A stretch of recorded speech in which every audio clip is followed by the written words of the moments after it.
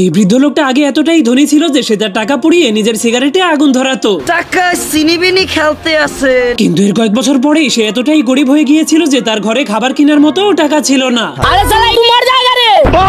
এই জন্য একদিন তার বেচারা বউ অন্যের বাড়ি থেকে তার জন্য এক টুকরো খাবার চেয়ে আনে। ঠিক তখনই বৃদ্ধ লোকটা দেখতে পায় তার ঘরের বাইরে একজন ছোট্ট বামন ঠান্ডায় কাঁপতে কাঁপতে অনেক কষ্ট পাচ্ছে।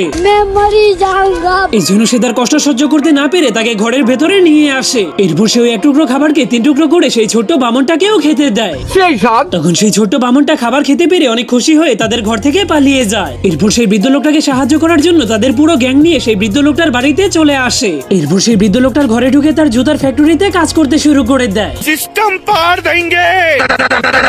কারণ সেই লোকটা অনেক বৃদ্ধ হয়ে যাওয়ার কারণে এখন আর সে তার জুতার ফ্যাক্টরিতে কাজ করতে পারতো না। अगर हम करें तो करें क्या, बोले तो बोले क्या। কারণ এই সবগুলো ছোট্ট বামন জুতা কিভাবে তৈরি করতে হয় তার ইঞ্জিনিয়ারিং করেছিল। बेकार है भैया, मैं तो टूट गया। এই জন্য সেই